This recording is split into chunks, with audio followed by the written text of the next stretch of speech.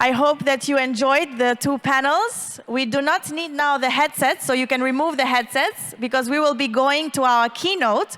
So our next speaker will be discussing artificial intelligence as her keynote, and I'm pleased to introduce to you Daniela Braga, who is the founder and CEO of Defined AI, one of the fastest growing scale-ups in the AI space. Welcome, Daniela, and enjoy. Thank you. Hello, everyone. I hope you're still awake. I know it's been a long day. I'm here today to talk about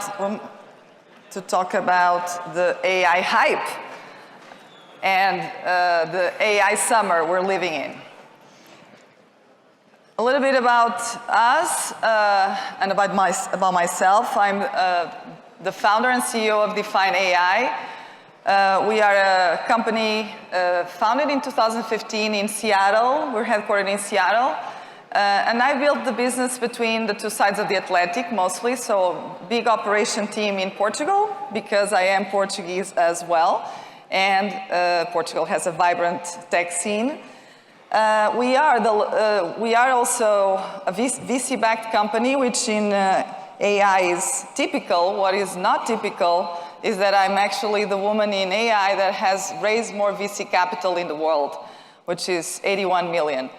Most women, thank you.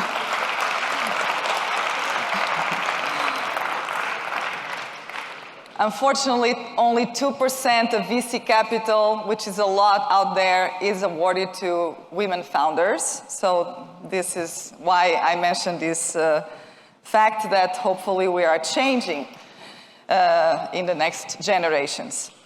We are the largest marketplace of training data for AI in ethically sourced training data. And more recently, we were awarded a government-funded project in Portugal with the government of Portugal to build conversational AI for Portuguese of Portugal and more low digitally resourced languages in the internet. So I mentioned about our marketplace. We've been building the foundation for the builders of AI. So mostly our customers are in the US, and I'm going to get to that, mostly because the US has the largest investment in AI historically. In 2021 alone, 93.5 billion, mostly private sector investment. And of course, we have built a business around those who are building AI and in unstructured data. So our marketplace is mostly unstructured data, text, speech, image, and video. We're moving to tabular data now to build more structured models. And this also is supported on another product, which is what I call our factory of simulation of data, our 𝐵𝐸 platform, which is a crowdsourcing platform tuned to and specialized into simulating real data, but using consented, paid for people all over the world. So the wisdom of the crowd. And conversational AI is the third product line, which I already mentioned. This is our customers. We've been working with those who care about ethical AI, and we're going to get that. So I'm going to talk today about some of the trends in AI. The AI landscape in 2023, when you look at these infographics, you're like, whoa, it looks like everybody's building AI. But indeed, the world is very scattered. The AI world is very scattered. And the distribution of countries building AI is also very skewed, very much towards US and China. And then a huge tail coming with some European countries, UK, Germany, and the rest is almost insignificant. So this is the part that we need to bridge the gap in the world. This is a little bit about the market size of AI. By 2030, it's estimated to reach a global GDP of 15.7 trillion, with a big race still between US and China. The world of AI is still, I've been beating and battling a lot towards a European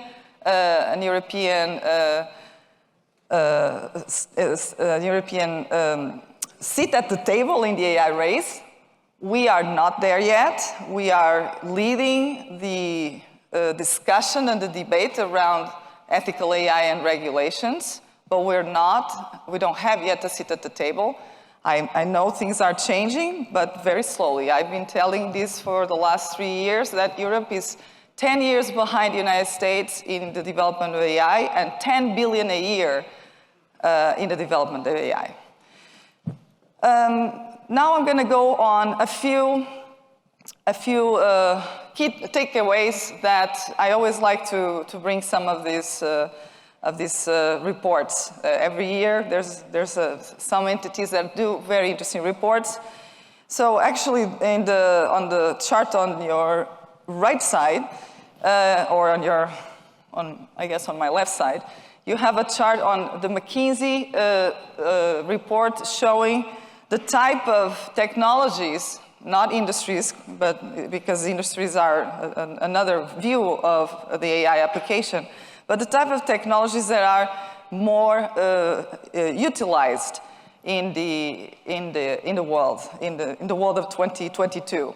And you start seeing obviously robotic automation, robotic process automation, but then there's a number of activities that are very interesting, and in this case that actually touch the field that we feed our customers for, but it's the computer vision field, followed by the natural language understanding, virtual agents and conversational interfaces, and then, of course, there's more items like facial recognition, natural language generation, and other areas, and the actual more technology side of it, the transformers, generative models, and so on, but to show that this is the unstructured, the human-computer interfaces and the automation of IT processes is actually the biggest utilization of AI.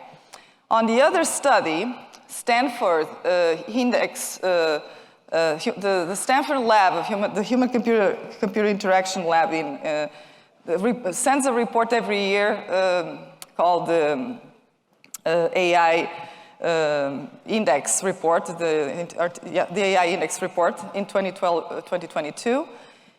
And they call out a couple of takeaways. They call out a lot of takeaways. I'm going to choose a few that actually tie into what I want to discuss here today.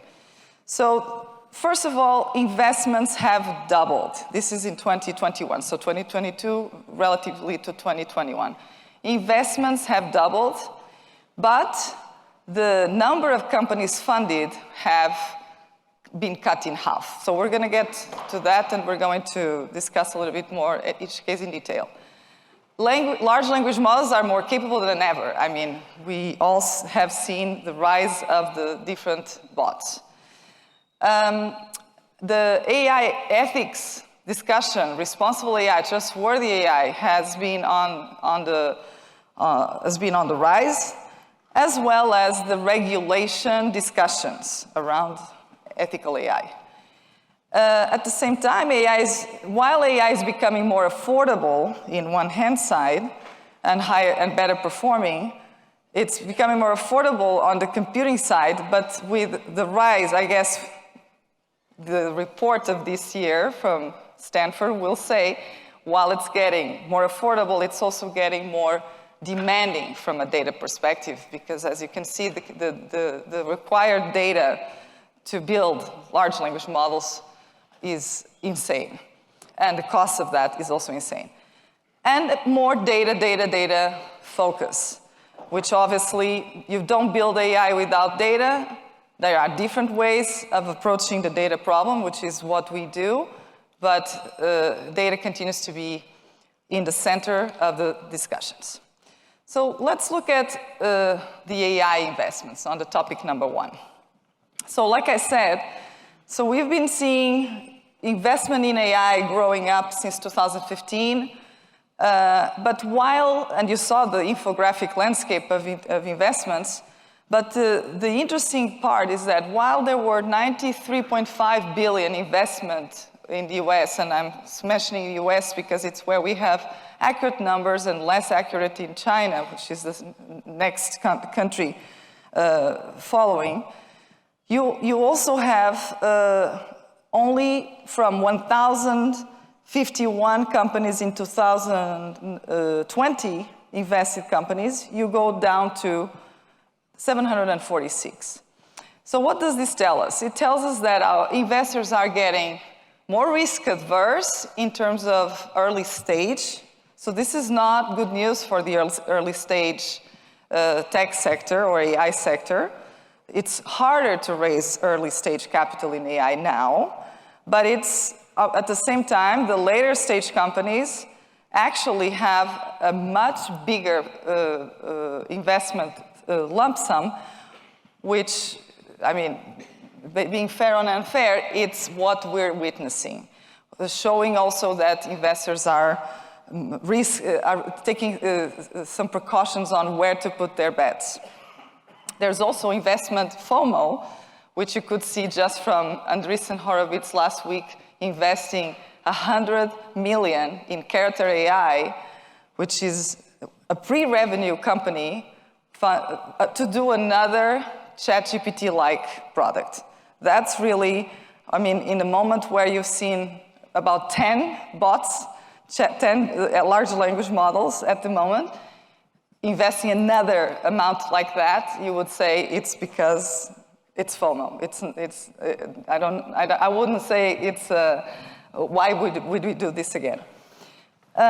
So you see also another interesting thing, that 5 companies in 2021 received over $500 million investment. So this is really telling you that the aggregation factor is happening, combined with more M&A. So you're starting to see a lot more M&A activity. So the companies don't even reach a point where they pass a Series A, Series B, because they get acquired by a larger company. So this is one of the trends that we are seeing in the investment world. Now, second trend, generative AI. I mean, AI is not just generative, as we know. AI has been around since 1950s. We've had many types of technologies, but the generative AI has really popped up in the latest 2 years with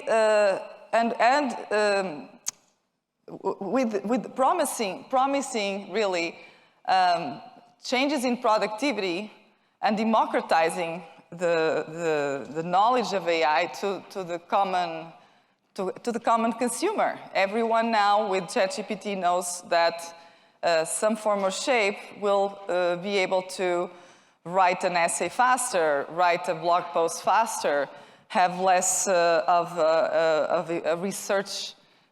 pre-research done. But we'll get there. So, but anyway, so the generative AI is growing. OpenAI is a super interesting case. I'm sure we will be talking about this story in the entrepreneurial world for a long time, because they basically got not only a 20 billion valuation, but they also got, I'm going to show you, they also got in 2 months, 100 million global users. So in the history of all bigger, ChatGPT is not a social network. We are comparing ChatGPT to the amount of traction per users to the history of the largest consumer products in the world. And if we thought we've seen enough in the TikTok adoption, in the Instagram adoption, and all of these other biggest social networks, nothing had made preview that AI product had surpassed the number of adoption in such a short time like it did. And so generative models is powering unstructured data, which is, so the world of AI is, you can divide it between the AI that is powered by structured data and powered by unstructured data. The unstructured data world is the hardest, and this is also the problem my company has been focused on for all these years, because it is much harder to get to structure unstructured data to make it machine learning ready. And the fact that generative models are able to handle so many variables and so many factors make it so powerful that it becomes even a black box.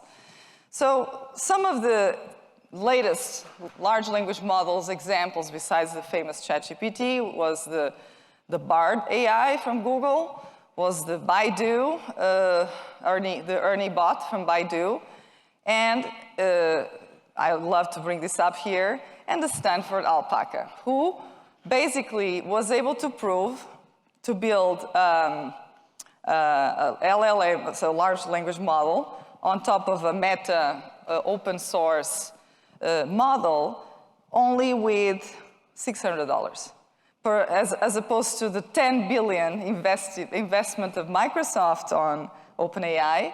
And Google has been working on this topic for years, has invested in anthropomorphic 300 million last couple of months, and continues to acquire more companies in the NLP space, and yet there is another way.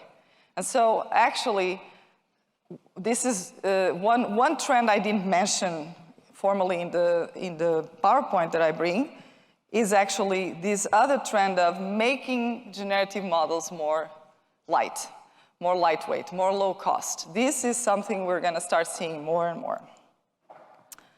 Another trend in AI is really the conversational AI, which is a subset, or basically it's actually the same as language models, but with the voice interfaces, which makes it more complex, since it's a multi-model approach. GPT-4 is the beginning of this multi-model approach. So just to put things in perspective, I've been in the field for 22 years, and we've been always operating in what's called narrow AI, which is you solve one problem at a time, one modality at a time, and eventually we are able to communicate the modules between themselves, but they cannot infer from each other.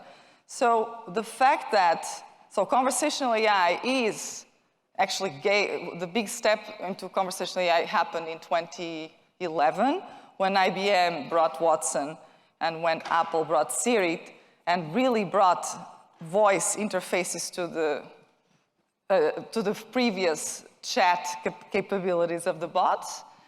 But now what you're seeing is generative models starting to handle in the same model different modalities. This is completely breakthrough in the AI technology.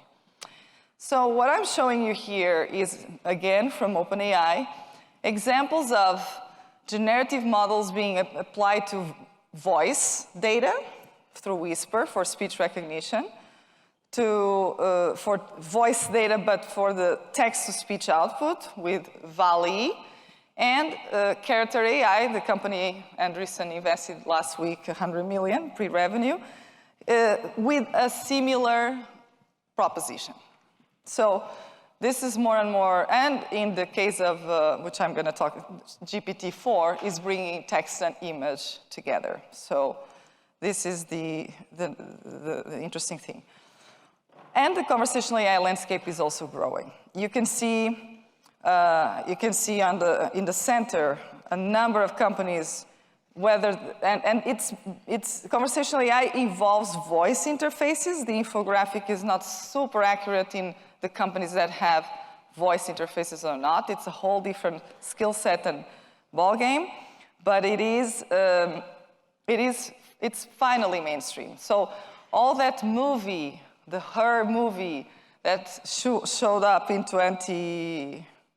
late 2018 or 19, is becoming a reality with these types of technologies. And I'm trying to move to the next one, exactly. Conversational AI is an area that I'm very passionate about, so much that we have a new product being built under the government of Portugal sponsorship. But in general, why is it interesting? Because it's really, the first immediate obvious value is that is predicted to save 11 billion in customer support, in the contact center context. And because of that, it enables a much smoother customer experience, because a bot is tireless, it's 24/7 on,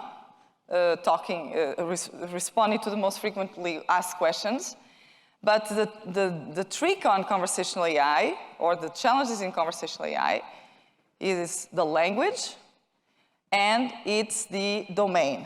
And by domain meaning, if you make it generic, which is what ChatGPT right now is, you're going to have a hard time to make it happen in different languages, adapted to a manufacturing domain, because the data that is powering the large language models unlikely will have that area covered. So conversational AI is a whole different thing, but it can be really very powerful from a business perspective. And now we're talking about image generation.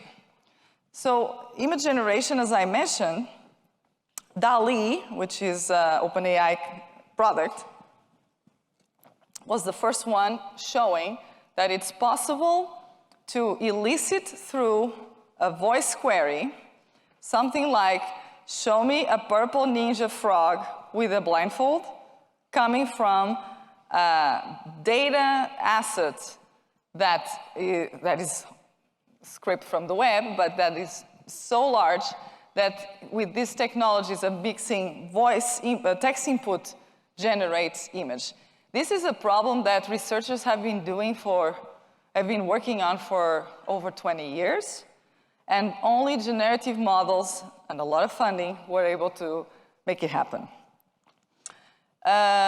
More companies in the multimodal way, Midjourney, doing the same type of approach, which works very much in the open source community.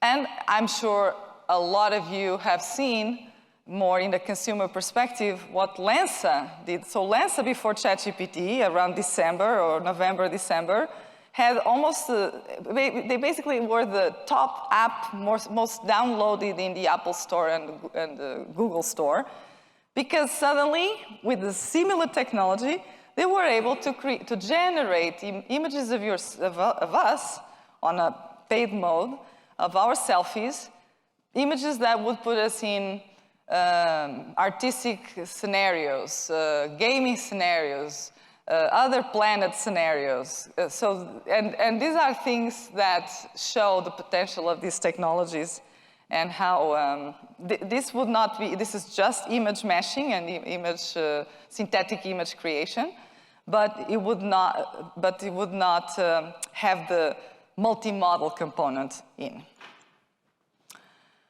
Another company you should know is Stability AI. So they are on stable diffusion models. This is another alternative to the DALL-E in OpenAI, and another alternative to Midjourney, with similar results.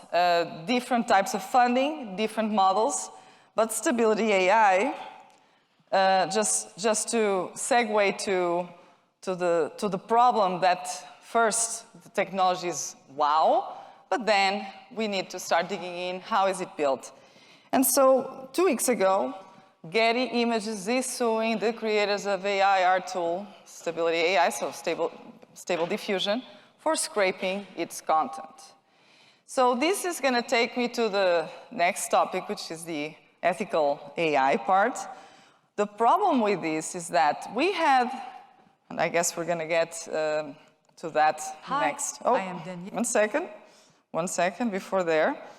We're going to talk about the data problem and the ethical problem, but what I want to show is that At what cost are we building these technologies? And this is the debate that it's being reignited. Not that it's been always here, it's just louder now. And before we talk about that, I'm going to show you. Hi, I am Daniela My avatar. 2.0, the synthetic version of Daniela Braga in American English. My voice is built on neural text-to-speech with about 2 hours of high-definition recordings in a professional studio from phonetically balanced scripts in American English. These recordings usually take 4 to 5 hours to complete in studio and then require some post-processing to make them machine learning ready. I recorded it in a formal style for this purpose, but you could get a more emotional voice if we record it in a different style. As you can see, this is all synthetic. Daniela has not recorded this text. I can replace Daniela anywhere with any content that she has never spoke. My visual avatar is built on a partner of ours, Synthesia, but we can use any other technology, including a 3D avatar or a full-body avatar. When I am connected to a conversational AI system, I can understand, respond, and converse with my humans. We live exciting times in AI where we will have digital twins of humans interacting with real humans in all sorts of scenarios, from gaming to education to customer support. I can live in an app, inside a game, in a contact center, or in the metaverse. So this is an example of these applications and not using generative AI. So I just want to call out that not everything needs to be as expensive as generative AI from a computing and data perspective. I'm showing you the other trend, which is less data, more smarter models and technologies, and much lighter computing overall. So Synthesia is another, so in the whole world of conversational AI, you're bringing, you may or may not have a visual representation of your voice. Another thing I've seen in the last year was the explosion of avatars and avatar companies, Synthesia being one of them, which is a partner of ours. And one of the things that, it's a UK company, by the way, not everything has to be done in the United States. But the interesting thing about avatar companies is that there are those who are synchronized so they are synchronized, meaning you interact with the whole pipeline of conversational AI and you get the response of the avatar. And there are those who are asynchronous. So this is, the case you've seen is asynchronous. We are not interacting, we're just projecting a virtual representation of myself. And this is the technical detail, but that it's not, depending on what kind of application you're doing. Not all companies are able to handle the live interaction. Another example of a company that is incredibly realistic.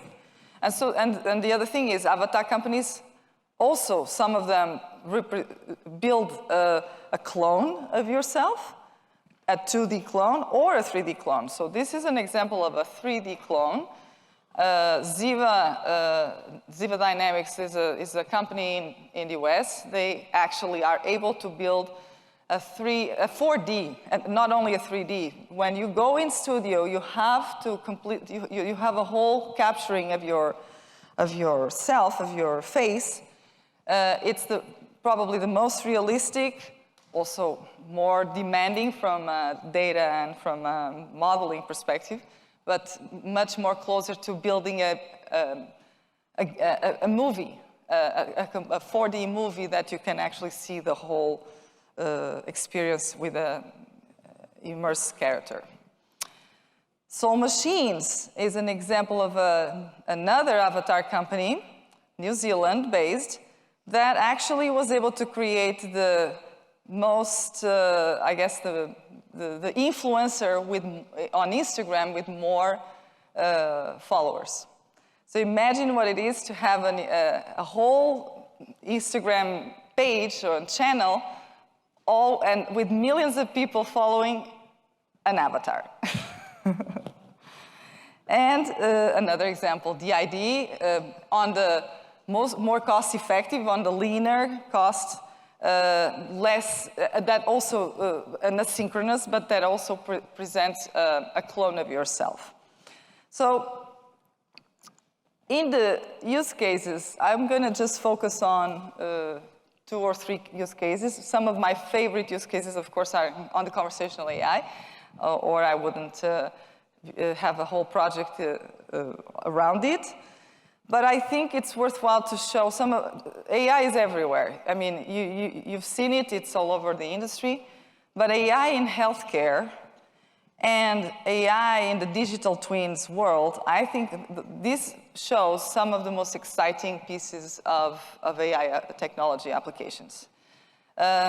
Even in terms of, even beyond while large language models are very tangible to use for most of the population, when you think about AI technology applied to, and this is actually an MIT project, the breast cancer detection.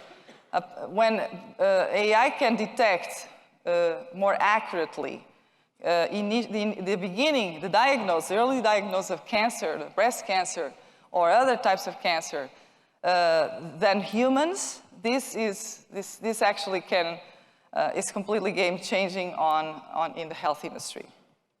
In the digital twin space, I would like to point NVIDIA, who is going huge on this area, where you basically can replicate environments and experiences in environments, whether they are in manufacturing or in the distribution of the logistics and the warehouses, or in retail, or even in the airlines. You can replicate operations or results or new products in scenarios without having to build the scenarios physically. So you build them digitally, and you experiment digitally before you make that huge investment. So this is actually game-changing. It has to do with more than AI. It has to do with the metaverse and the 3D and 4D rendering of computer vision, but it's one of my favorite cases as well. All right, ethical AI. So on the ethical AI, because of I brought the Getty topic, but the Getty topic is just one of the many topics. I mean, this area, just to walk you through this very quickly, the area of, there's a whole area. I mean, in 2018, Europe created a committee, an external advisory group that built a 45-page document to discuss the AI ethics and how that should be regulated. In 2021, the government of the US, the White House, created a task force for the national strategy of the country in what regards AI and democratization of access to AI. That was one of the that was a task force of 12 people, of which I was part of. We just delivered the report in January this year to the Congress. And some of the areas that, and I'm going back and forth here, I apologize because I think that's where, some of the areas that we called out to the White House and to take into account in this new body that is going to be under the National Science Foundation moving forward, and with the strategy of the nation in AI. I mean, you start seeing countries that put a national strategy. The US is one of them. The UAE is another one. They have a Minister of AI. And Spain is another one. They have a Secretary of State of Digital Transition and AI. So slowly we're starting to see countries putting that in the national strategy, and of course, bridging what should be regulated or monitored in the AI development. So some of the principles in the democratization of AI that this task force talked about was accessibility. So to show you a little bit of a broader scope of ethical AI, it's not just about AI for good. It's being accessible to everyone. It's being inclusive of different backgrounds, ethnic backgrounds, gender backgrounds, which is a big deal in everywhere, but in the US, of course. Transparency, showing or being able to reverse engineer the results of your model towards what kind of data or build or models or design was used to get to those results. Accountability, meaning if something goes wrong, there gotta be ownership on whose responsibility it was. Privacy, respecting the individual privacy and the data protection part, so the designing very much in line with what GDPR started in Europe. Security, obviously securing and protecting people and people's data against misuse of their data and of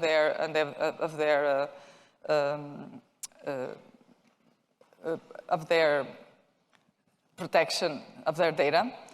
And ethical considerations, more around bias and promoting civil rights and civil liberties. So this is a 95-page report, fully available, that goes very much into detail of what kind of, and also how this entity should govern and should run in the next 5 years. And there's a budget allocated to it and the governance and so on. A little bit back here too.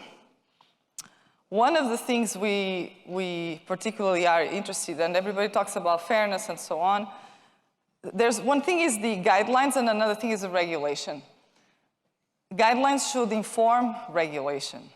Regulation is starting to come together. There's a lot of debate around that, but you see it still, just like the definition. One thing is very interesting is the definition of personal identifiable information, which is different in the US and Europe, meaning that in Europe has a lot more, that encompasses a lot more. And I feel like this conversation about regulation is in the same track. But fortunately, you have the World Economic Forum combining the two sides of the Atlantic. You have partnerships between the US and Europe starting to bring the discussion together. But still, and you have, since 2016 to 2021, from 1 bill to 18 bills across the United States, Spain, and UK that were implemented. So this shows the slow evolution, but the evolution of the bills and the regulations around AI. And this is definitely top of mind for everyone. One more thing around ethical AI. I'm going to tell you about data, which is obviously what I do for a long time and what my company does, but everything starts in data. And one thing that it's still not clear is very, very pragmatically speaking, what are the guidelines? And I'm not saying rules, but or regulations, but what should be the guidelines to master ethical AI starting from the data? We are about to publish a white paper on this topic. One of them is establishing the guidelines for your product. Another one is to conduct regular audits to your suppliers. Everyone who builds AI works with an ecosystem of suppliers. Just because you're doing the right thing, you cannot you always have to check your suppliers, your partners, that they're doing the right thing as well, because you are receiving data or models from them. That everybody obtains the right consent in terms of the data, where the data comes from. There are 3 types of data. There's synthetic data, which you don't have to obtain consent. That's the best data. There's simulated data, which is very much what we do, and that you have to get consent from people because you're simulating a real scenario. You have to pay people. And there's real data that needs to be anonymized. And it needs to be still consented but anonymized. So every type of data goes through different processing, and this is very tangible, but and enforceable. So it's just a matter of making it a bill. Limit the data collections to what is absolutely necessary for the business purpose. A lot of times, we are giving away, as consumers, more data than we should, and we don't even know what for, just because the moment you install an app, it's already asking you by default to access your contact list, to bring your other to bring you the usability or the usage and geolocation of other apps in the system, and starts pulling data even from other apps. So this is something I would like to alert everyone for every time you install anything in your phone or on your computer. Encrypt the data. Protect the data from unauthorized access. And if finally, employee training. People don't know, people actually are, let's put it this way, people are very concerned about the usage of their data in their workspace, and they completely forget they are totally exposed as consumers outside the workspace, but still using and mixing their phone and their laptop with personal and work, and being already more aware into the work, but completely unaware of the personal. So these are some of the areas in the ethical AI of data that we all should consider. Another source for ethical AI is the NIST, which is the National Institute for Standards in the United States. They have standards across the board. We are moving towards standardization of AI as well. And so these are some examples of bodies that are regulating these things. And finally, just to finish, these are some events that you should look at or look for if you're interested in the ethical AI aspects. These are some good events. And I would just like to finish, with conversational AI, build the new product we're building to basically develop languages beyond the GDP 15 in the world, because in my opinion, language is a way of seeing the world, and it's a cultural heritage. And if we start losing languages, our native languages, Greek here too, if we start losing them because technologies work better in the top 3 languages in the world, we lose something from a cultural perspective and from a way of understanding the other and seeing the other.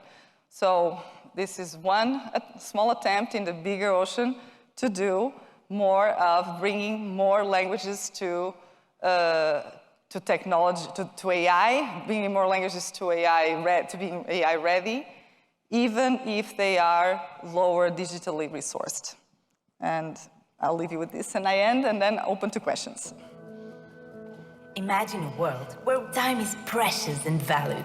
A world where each human respects and enjoys each other's time.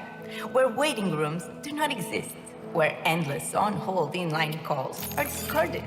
And you no longer waste time on the wide range of sectors providing customer assistance in the public and private sectors. ordering food, buying tickets to a concert, booking your vacations, making bank transfers, renewing your citizen card or your driver's license, applying for university, requesting lawyer services, making an appointment for the doctor. All of that needlessly wasted time ruled out of your daily life.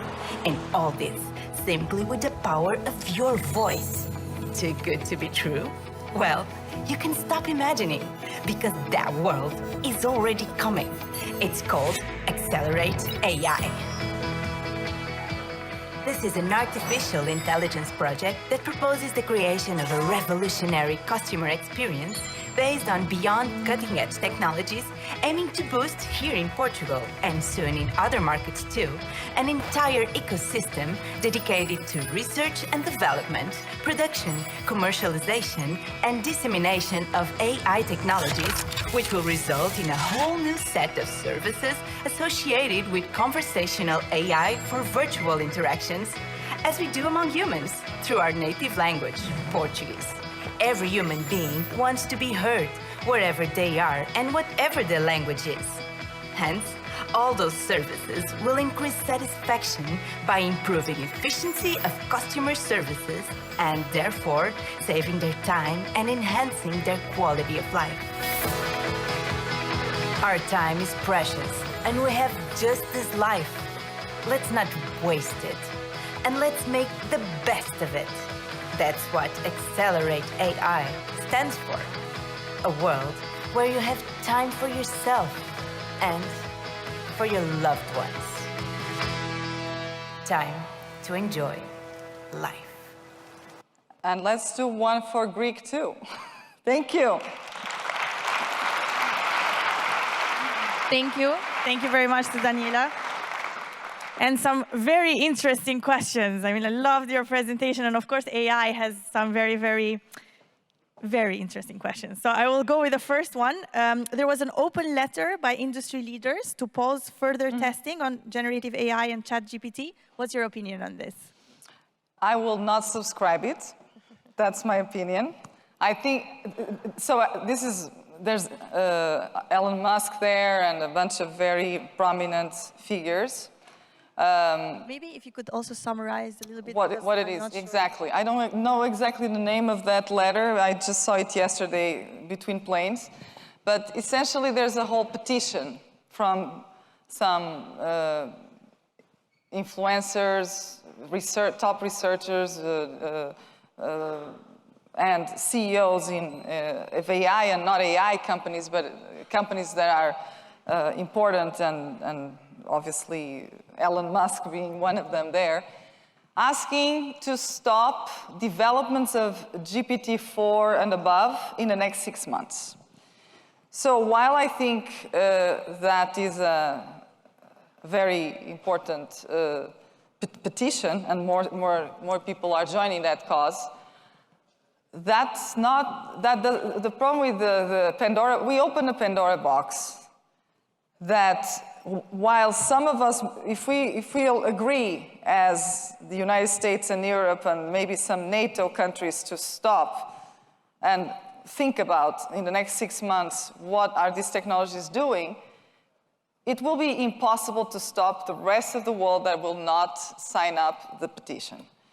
And what I feel with it's the same feeling about the EU when in the AI Act, the EU basically has a line of risk evaluation that doesn't allow, or like there's a number of applications that the EU does not recommend, actually forbids, not just not recommend, forbids to develop.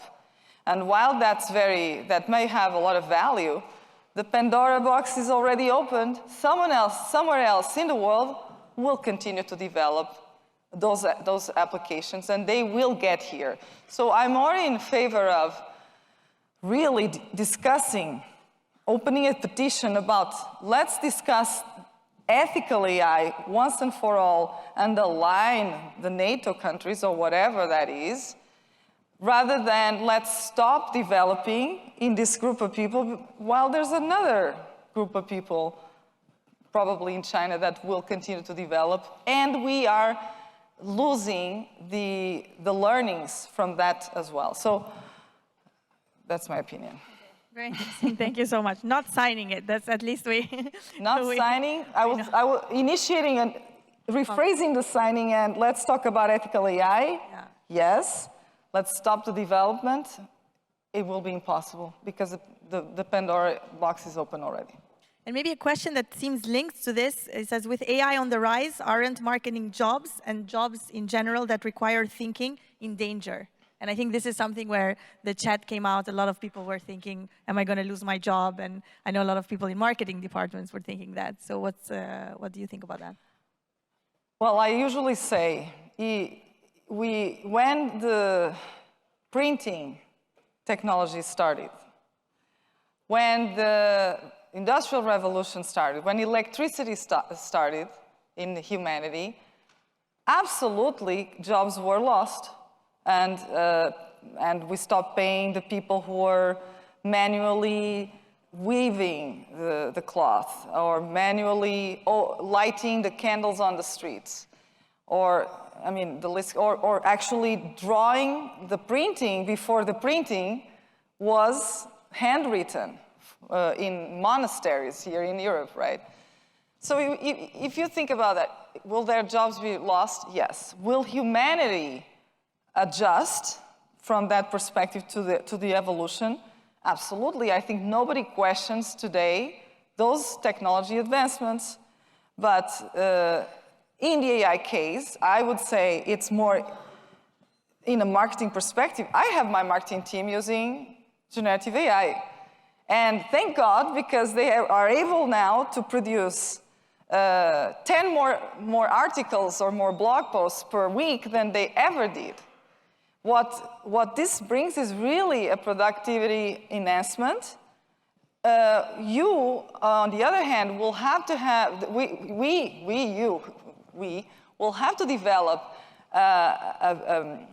logical, so a better scrutiny of the sources of the output of AI, basically using it but not trusting it 100%, double checking, but absolutely in terms of productivity, we don't want to go back.